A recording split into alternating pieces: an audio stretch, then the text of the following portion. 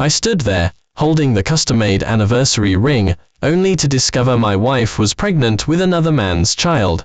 5 years of marriage, all a lie. When I confronted her, she coldly scoffed that our marriage was nothing more than a transaction.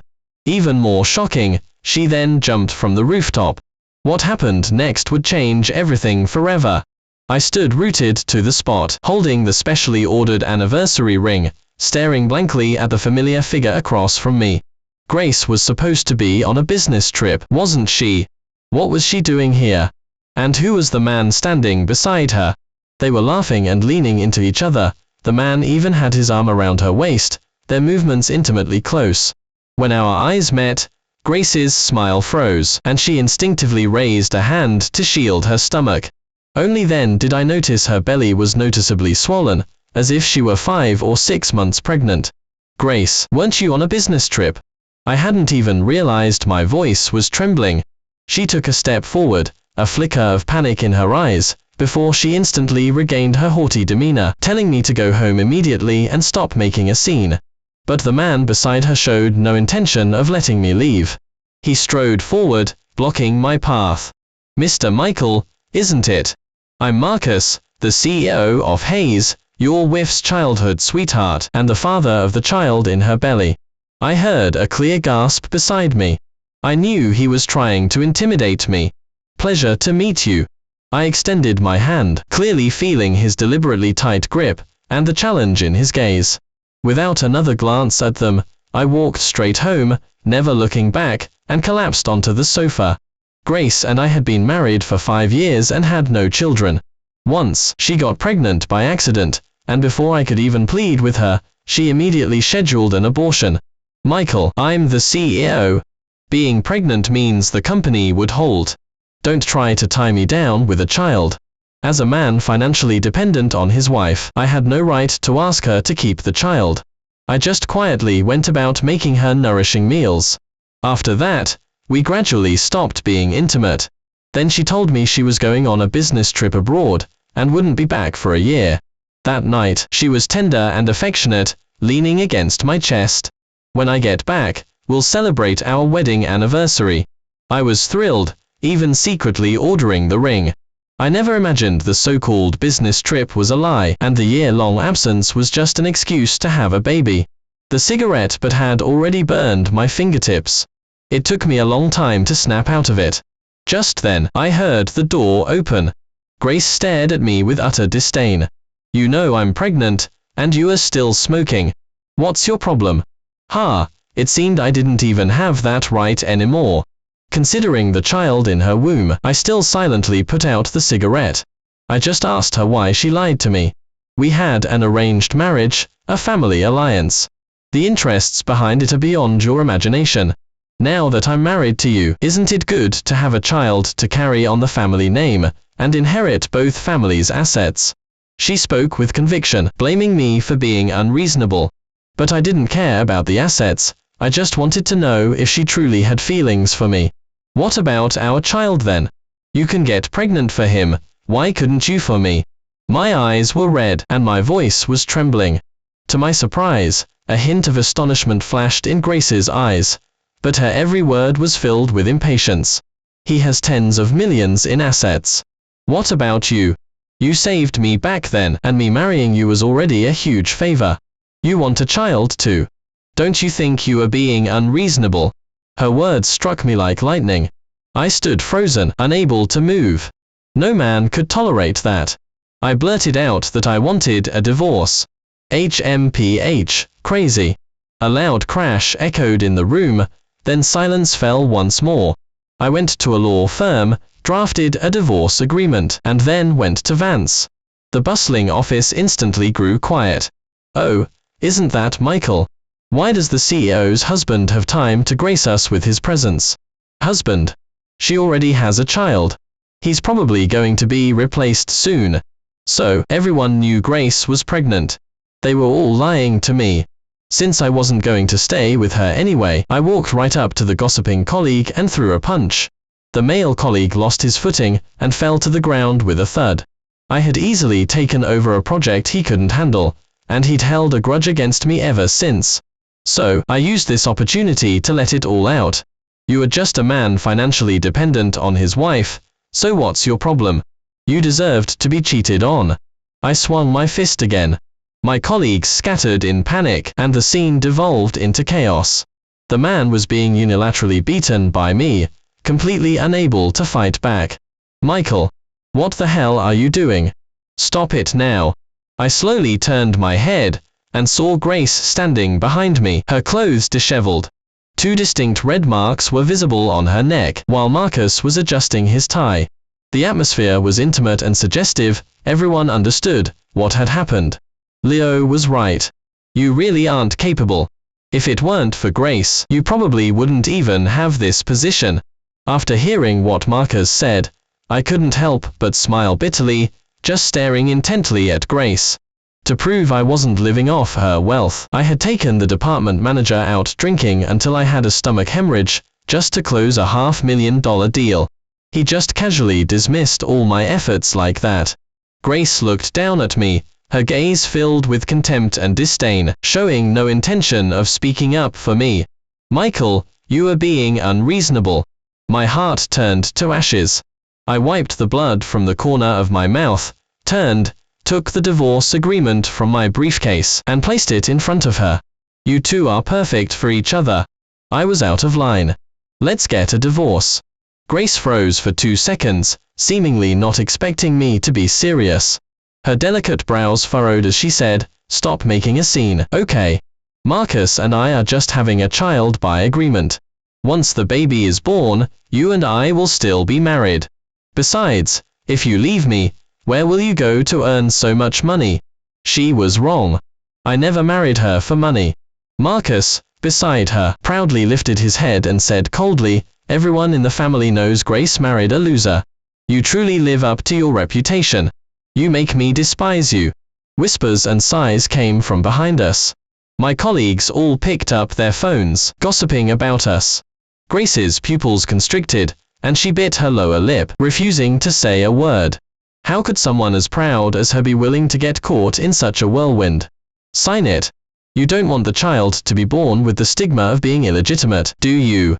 This sentence hit her where it hurt. She snatched a pen from the adjacent cubicle, signed, and then threw the paper in front of me. Michael, remember your words today. Don't regret this later. I took a deep breath and walked out of the office amidst everyone's ridicule. Back at the villa, I packed my few belongings. The anniversary ring lay quietly on the coffee table. Grace, I won't chase after you, this time. I rented a small apartment and stared blankly at my wedding photo on my phone. My acquaintance with Grace was quite dramatic. That day, she was waiting for a car by the roadside, and was almost hit by a speeding car. In the nick of time, I pulled her into my arms, saving her. I later found out her car had inexplicably broken down that day and was towed for repairs, which was why she encountered me. We remained friends until a year later, when I met her parents and learned she was quite wealthy. She stood up against everyone's objections, and I worked hard, starting from the bottom, to reach a managerial position through my own abilities. Marcus' appearance made me fully realize the huge gap between her and me. Since we were divorced, I decided not to contact her anymore. I deleted all our photos and scrolled through my social media, wanting to invite my buddies out for a drink. I scrolled past a photo Grace had posted, welcoming the arrival of our baby. They both held an ultrasound scan. The background was a high-end hotel, filled with boxes of cash and gold, along with all sorts of baby products. It was clear how much they anticipated the child's arrival. I just liked it and quickly scrolled past. Not long after, I received a call from my mother. She said a large group of people had come to the house, dumped 2 boxes of cash, and told them to get as far away as possible. Before leaving, they even pushed my father, injuring him. He was now recuperating in the hospital. My heart sank. I rushed back to my parents' home, then went to the hospital to explain everything, and finally put the money in the trunk of my car. That damn Marcus, he was clearly provoking me. Following social media location, I arrived at the hotel, rushed to the 5th floor with the 2 boxes of cash, raised my hand and threw them at Marcus, not forgetting to kick him in the stomach. Instantly, bright red banknotes fluttered everywhere, mixing with roses, a dazzling sight.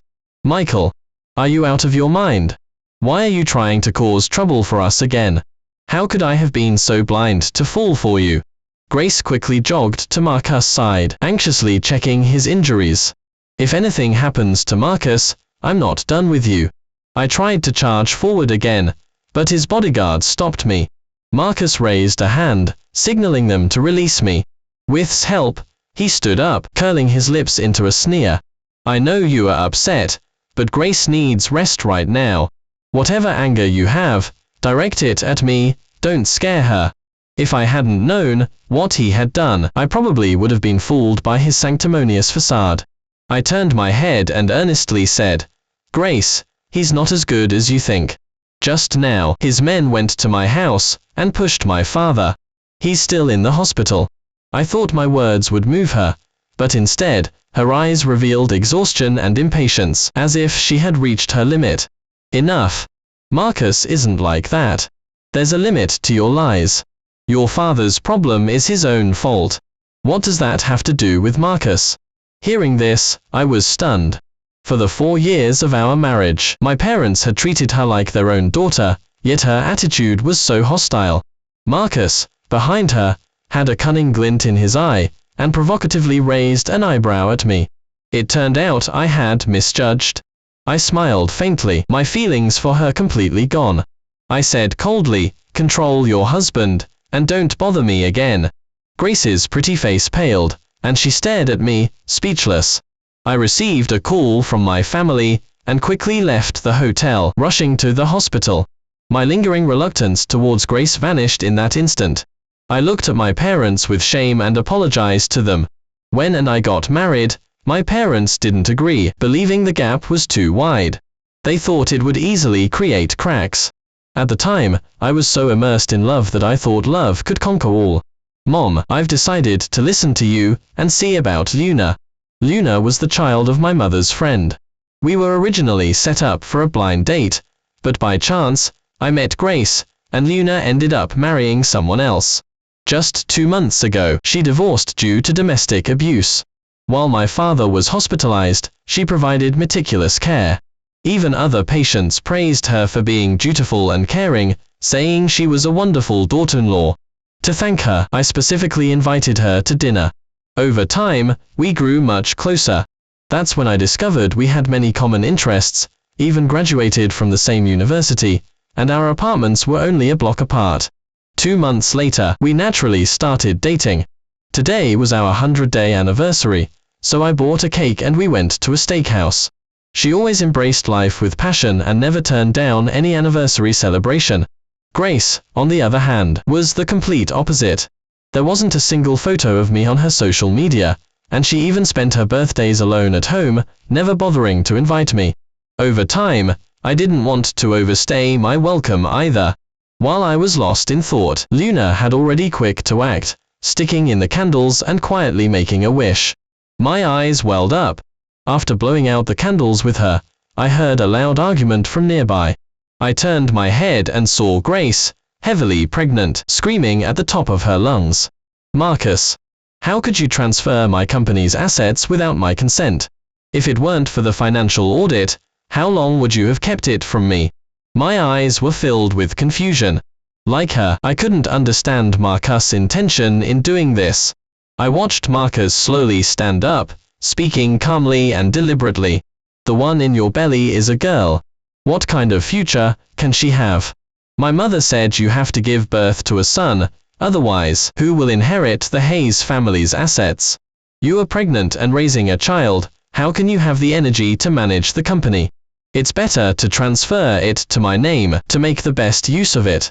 I never imagined Marcus would think like that. He was clearly swindling her out of everything, treating her as a breeding machine, and exploiting her pregnancy to seize family assets. Not just me, but the onlookers present also gasped in disbelief. Grace swayed, unable to believe what she was hearing. She gripped the railing tightly, tears welling in her eyes, and clutched his sleeve, sobbing, "This is Vance, and I'm carrying your child. You can't do this to me." But ignored her. He scoffed, waved his hand, and walked away. Grace lost her footing and fell to the ground, letting out a painful wail. Luna, who was beside me, couldn't sit still. She cursed under her breath and pulled me into the middle of the crowd. Seeing the blood between Grace's legs, I screamed and quickly called the emergency center. Soon, she was lifted onto a stretcher. Out of humanitarian grounds, Luna and I also got into the ambulance. The pervasive smell of blood filled my nostrils. Grace was clearly disoriented. The doctor dialed Marcus' number, but all they got was a cold male voice. She's quite the actress, even hiring a doctor to deceive me. I don't have time to play along with her. The call abruptly ended. We all exchanged glances. No one had imagined that the seemingly refined Marcus could be so heartless. Behind the scenes I watched Grace shed 2 lines of clear tears. The ambulance sped along and soon arrived at the hospital. She was wheeled into the operating room. About half an hour later, the baby was successfully born. It was a girl. Luna joyfully played with the baby. I stood awkwardly beside them, completely at a loss, never imagining that my ex and current girlfriend would meet in such a way. Grace, her pale face, sweat dripping from her forehead, weakly returned to the ward from the operating room, holding the baby with a loving expression. I tugged at Luna, wanting to leave that troublesome place with her, but to my surprise, Grace called out to me, "Michael, thank you." Her voice was softer than ever before, and the slight curl of her lips made her appear even more fragile and pitiable. I maintained a normal expression, my hands intertwined with Luna's. Feeling's dark gaze, I said firmly and calmly, "My girlfriend saved you. You should be grateful to her." Grace seemed not to have expected me to be so firm. Uncharacteristically, she looked at me pitifully. "Michael, you can still be angry with me, can't you? Don't you want to see the baby? She looks a lot like me, didn't you? You say you wanted to have a child with me." The person in front of me almost angered me to laughter. Did she not know I had witnessed everything in the restaurant and no longer had any feelings for her? After spoke, I clearly felt the person beside me stiffen, as if she had noticed something. To reassure her, I coldly refused. "Michael, I was mistaken in judging people in the past. I believed Marcus was deceived by him and played for a fool. I'm truly sorry. Can we talk alone, please?" I took a deep breath and immediately said seriously, "Grace, my girlfriend saved you today. You should be grateful to her, not saying these things to me." Grace was stunned by my outburst, and a hint of apology entered her gaze, as she expressed gratitude to Luna. "Thank you for saving me. I'll give you a reward. It's all my fault for getting too emotional when I saw him. I suppose you won't mind, right?" She really thought money could solve everything. "I won't take your money, and I hope Ms. Grace will respect herself." Luna glared fiercely, her face cold, and walked away with my arm. After leaving the hospital, she stomped her foot angrily. To soothe her agitated emotions, I specially bought some more desserts, drove her to the beach, and told her the whole truth. From knowing each other, falling in love, to finally divorcing and cutting all ties, I affectionately stroked her hair. "Don't overthink it, I won't abandon you," but still felt uneasy, and stared at me with teary eyes. We had both been hurt in love and understood each other's sensitivities and struggles, so I decided to book a venue and propose to her, to give her enough security. On the day of the proposal, I had friends help me set up the venue. The roses and balloons everywhere clearly showed my dedication to her. The music started.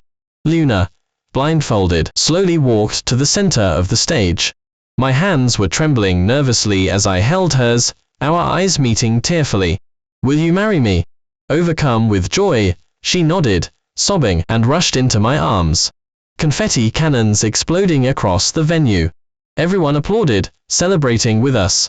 I caught a glimpse of an uninvited guest standing in the corner. Grace, wearing a white gauze dress identical to Luna's, stood in the corner, staring at me, lost in thought. Her clicking heels, each step clear and loud, drew everyone's attention as she stood opposite me. "I'm sorry, I couldn't reach you, so I had to show up like this." I tightly held Luna's hand, not understanding what Grace was doing. We were already divorced. Why was she still clinging on? My friends beside me couldn't stand it either, and started to scold her. I heard Vance family's assets have been seized. It's been all over the entertainment news, and some people are saying the Hayes heir indulges in promiscuous activities, and has a messy private life. If you ask me, she just regrets it and wants Michael back. Grace, in the middle of the crowd, maintained a composed expression, completely unaffected by the gossip. Instead, she uncharacteristically shed her pride and nodded. That's right, I am here to get back together with Michael. This is my family's venue. Did you consider my feelings by proposing here? I froze, looking at my friend in disbelief. I had asked him to choose the proposal venue. How did it end up being her family's place, of all places? My friend also paled, clearly not knowing what was going on. I stated my position, telling her it was just a coincidence. But I think it was destiny. Just like you saved me twice, my life has long been yours. She was good at confusing the issue. I didn't answer her. Instead, I lovingly took Luna's hand. The proposal was a success. Let's go home. As I walked past, my sleeve was pulled, and her fingertips were cold. Michael, honestly, the day after we separated, I started regretting it. But you deleted my contact information, and I couldn't find you. It wasn't until I saw you that day that I felt alive again. I neglected you in the past, but now I still have money. Let me compensate you with what's left, okay? Each word earnest, large tears falling on her wrist. The cold wind pierced through her thin body, making her look utterly pitiful. This was the first time she had cried for me. In the past, I might have softened long ago. But now, I wasn't alone anymore. I didn't marry you for money, so naturally, I won't remarry you for money. An alliance between wealthy families, a match made in heaven, that's probably what you said. What, now that you've been swindled out of your assets, you suddenly remember how good I was? Marcus treated you badly, and you turn around and think of me. Why should I keep standing here waiting for you? I raised my hand and shook off her arm. Grace sat weakly on the ground, her shoulders trembling slightly, weeping softly. Out of politeness, I should have helped her up, but to avoid further entanglement, I didn't move. There are too many people here, and the rooftop is chilly. You should go back. Don't bother me anymore. I gave Luna a reassuring look and walked toward the exit. Just then, I heard a shout from behind me. Michael, I'll make you regret this. Immediately after, I heard a splash. Grace resolutely jumped. I was so scared my blood froze, unable to move. My friends present screamed, and the family rushed to the railing to look. We were on the rooftop, about 4 stories high. Below was a huge infinity pool. Grace, by an unfortunate coincidence, fell into the pool. Quick, save her. She doesn't know how to swim. Can't swim at all. The downstairs staff bravely jumped into the pool. It took 3 of them, in a frantic effort, to pull her out. Everyone rushed to the poolside to check on her condition. Grace was soaked, her hair plastered to her cheeks. Her thin gauze dress outlining her curves made everyone's faces flush. The men present were all whispering amongst themselves. She slowly regained consciousness, her eyes looking at me plaintively. Out of concern, Luna took off my suit jacket and threw it over Grace. I pity you. You don't need to return this jacket, and don't bother us again in the future. This time, no matter what stunts she pulled, I wouldn't bother with her anymore. Her sudden appearance had affected the entire proposal. I could feel the low spirits of those around me, but I racked my brain trying to figure out how to compensate Luna. But to my surprise, Luna wasn't angry. Instead, she hugged me tightly. Her constant pestering only proves that you are a good person in the past. I didn't misjudge you. As long as it doesn't affect our relationship, that's what matters. After a long sigh of relief, I discussed wedding preparations with Luna's parents. Half a month flew by, and I was incredibly busy. My friend found me, his face full of apologies, saying he still didn't understand the situation with the proposal venue, and hoped I wouldn't blame him. He asked me, full of gossip, I heard all of Vance family's assets were transferred by Marcus. Now, most of Vance is filled with his informants, and the long-term employees are all complaining bitterly, with mass resignations happening. I was surprised, completely unaware of this. My friend said it had become an open secret in their industry. Everyone was discussing the so-called business coup, and Grace had become a hot topic of gossip. Today, Marcus has dominated the industry. No one can bring him down. Some companies, just to gain his favor and work with him, even openly send young women to him. It had developed to this extent. I couldn't help but stop my work, feeling a wave of regret. Grace never tolerated any impurity in her life. How could someone so proud accept her husband bringing various women back home? I heard she's trying to get a divorce, but he won't agree. They are at a stalemate, and it's getting very messy. The family's scandals were rampant, and he was the biggest beneficiary. How could he possibly agree? I shook my head with a bitter smile, unable to help but sigh at the complexities of human nature. Oh, and my wedding is in half a month. When you forward the news, make sure they don't find out. I don't want any more trouble. My friend nodded and continued working with me. When night fell, I dragged my tired body home. I bumped into someone head-on. I didn't look closely at their face, repeatedly apologizing. But I heard a familiar voice say, "Michael, are you all right?" Grace was trembling in the cold wind, her lips deathly pale. I had never seen her so disheveled and distraught in my memory. My emotions were mixed. "I've been waiting here for you, for a long time. I finally saw you." She forced a smile, looking even more fragile. Her eyes filled with heartbreak, and tears began to fall. Can I come in and sit for a bit?" Thinking of Luna, I shook my head. As her fiancé, I wouldn't create any coincidences that could lead to misunderstandings and hurt her. Grace seemed to understand my resolve. She curled her lips in a self-deprecating smile, and slowly said, "All this time, I was deceived by my colleagues. I had no idea you drank until you passed out for that project. I misunderstood you. I'm sorry." She devoutly bowed her head, admitting her mistake, hoping to gain my forgiveness. My stomach had a dull ache, yet I felt a sense of melancholy. So that was it. That's why she thought I had only risen through connections and why her attitude towards me had plummeted. All those achievements and efforts that had been dismissed resurfaced, but my heart felt no stir. "It's fine. I've long forgotten about it." I didn't want to recall the past, but Grace seemed determined to awaken my memories, continuing, "I didn't know Marcus went to my uncle's house behind my back and injured her. I'll compensate." Before she could finish, I interrupted her with a cold laugh. I looked at the woman before me, and slowly began, "What will you use to compensate? Everyone knows Vance's family is at its wit's end and you are penniless." Her face turned ashen, having been hit where it hurt. She remained silent. "Grace, your biggest mistake was believing money could solve everything. In those 4 years of marriage, I never spent much of your money. As much as I loved you then, that's how much I resent you now. Do you even understand such a simple truth?" My shout made her tears fall uncontrollably.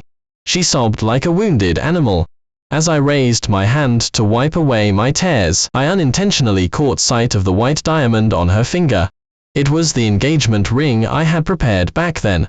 "Michael, I've always worn it on my finger, I've never taken it off. Every night I regret it. If it were you, you wouldn't have abandoned me, and you wouldn't have indulged in promiscuous activities every night, forcing me to have a son. I lost you." Her face was full of sincerity, and her attitude was more serious than I'd ever seen it. But now, I didn't need it anymore. My father still has a smaller company that he's sold off. How about we remarry, use that money to start a new business, and make a comeback? With our talents, we're sure to achieve great things in the future. I just found it amusing. Aren't you afraid I'll go back, scam all your money again, and then leave? Her expression was firm. She said she was willing even if I did deceive her. But I didn't want to repeat past mistakes. "I'm sorry, I'm not good enough for you." Grace froze. Having thought I would come back, the corners of her upturned mouth slowly dropped. I pried her fingers open and walked resolutely towards the apartment entrance. A shout came from behind me. She pulled out a sharp knife and held it to her neck. "If you don't remarry me, I'll kill myself right here." My footsteps halted. I stood my ground without turning back. If you can give up your life for me, then you have the courage to stand up to the world, divorce him, and start a new life. Don't disappoint your parents." Amidst sobs and wails, the knife dropped, making a crisp sound. I knew she had given up. A fine rain began to fall outside the window. I didn't know how long Grace had stood there. When I walked back to the window, she was gone. All the wedding preparations left me feeling drained. I was constantly busy and slept soundly, only to wake up late morning. I had an appointment with the wedding photographer to take pictures. As we were about to start shooting outdoors, 4 or 5 men in suits approached from a distance. They surrounded a couple. The man was even casually touching the woman's body, without any regard for propriety. A look of disgust appeared on Luna's face. She shook her head repeatedly, clicked her tongue, and said, "What a display in public. It's truly disgusting." I followed her gaze, the words of agreement stuck in my throat. "Isn't that Marcus?" I couldn't believe I ran into him. Marcus, in the crowd, seemed to sense my gaze. He unintentionally turned his head, our eyes met, and a flicker of astonishment and amusement crossed his face. Pushing aside his bodyguards and female companion, he walked up to me. "Mr. Michael, you certainly move fast. It hasn't been that long, and you are already planning to remarry. I wonder if she knows about your past." HMPH, he was deliberately trying to provoke me. I put my arm around Luna, smiling indifferently. "We are in a relationship based on free will, and we know each other's pasts. It's not like young Master, who, after leaving, constantly has various women around him." He wasn't angered by my sarcasm. A look of pride flashed across his face.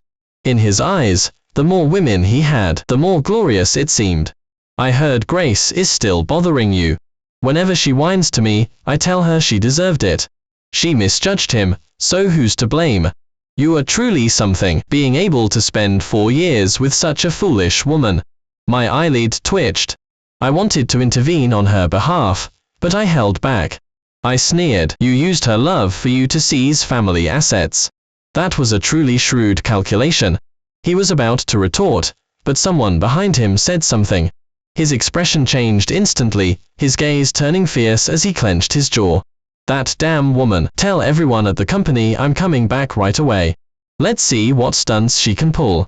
Marcus, fueled by anger, glared at me fiercely, and turned to leave. He quickly got into the stretched Rolls-Royce, and disappeared into the crowd. Could be making a new move. I thought about it for a long time, but couldn't come up with anything. I pushed the matter aside, and continued with the wedding photoshoot. It wasn't until dark, when I checked my phone, that I saw my friend's message. I decided to ask him to dinner. My friend was a chatterbox who couldn't keep a secret. After a few rounds of drinks, he mysteriously leaned in and asked if I knew anything about Hayes. I shook my head, only telling him about the afternoon's events, and admitting I didn't know the inside story.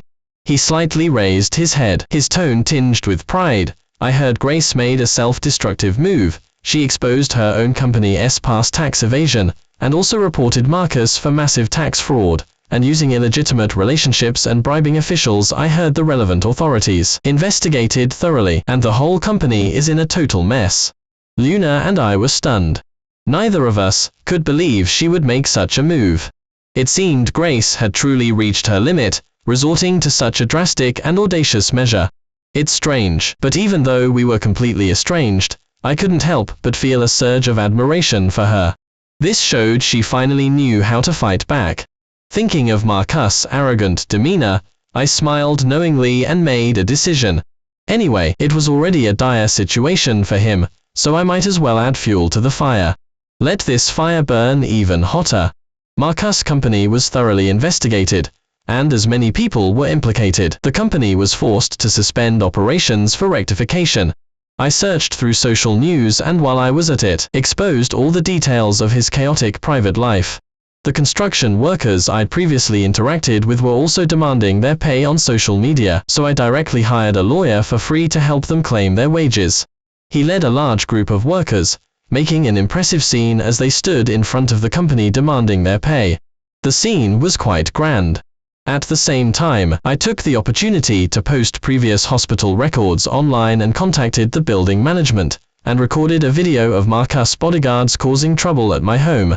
After seeing this, the online community once again started denouncing him, the CEO's childhood friend stealing someone's wife and assaulting parents. I can't believe such a shameless person exists. He forcibly took over Vance family's heiress just to seize family assets. A wealthy CEO truly isn't an ordinary person. Watch out, Mr. Marcus might track you down online and beat you up too. The online discussions were overwhelming, and the family's stock plummeted. The situation looked grim. Luna and I would occasionally check our phones, following the drama, happy to keep up with the latest developments every day. Soon, our wedding day arrived. Just like the day he proposed, she stood opposite me, smiling sweetly, eyes full of affection. Witnessed by the officiant and all guests, we embraced, kissed, confessed our love. Somehow, I felt a strange sense of unease, my heart pounding wildly. Out of the corner of my eye, I spotted someone in the corner. But this time, Grace didn't cause any trouble. In my shocked gaze, she shook the cash gift in her hand and handed it to the gift table. She stood in the corner, watching our ceremony from beginning to end. Under the spotlight, her eyes brimming with tears, her cheeks glistening. At the moment the officiant declared the vows, right in front of me, she put the ring back on her ring finger. For a moment, I didn't know what to say. I hadn't appreciated her when I loved her, and now she suddenly reappeared. What was the point? After the ceremony, Luna and I were toasting guests, when I suddenly felt the person beside me move. She took 2 glasses of wine and walked towards the corner. She was going to find Grace. I expected them to argue, but to my surprise, Luna was very gracious. They exchanged smiles and drank their wine in one gulp. Grace raised her glass again and walked up to me. I saw everything you posted. I'm sorry, and thank you. Now that Marcus Group is completely finished, I've decided to leave this city and live alone from now on. I wish you happiness. The liquor burned going down, and I watched her leave. Years passed in a flash, and grudges fading. The next time I heard about them, Luna was in my arms, playing with our child. A friend said that all of Marcus' assets had been seized, and he became a scapegoat for a series of issues like tax evasion, serving time in prison. Grace, on the other hand, vanished without a trace. Even her parents couldn't find her, and had even reported her missing to the police. She was gone. I remembered her words from before, but couldn't guess her destination. Oh well, everyone has their own path. All I had to do was live my own life well.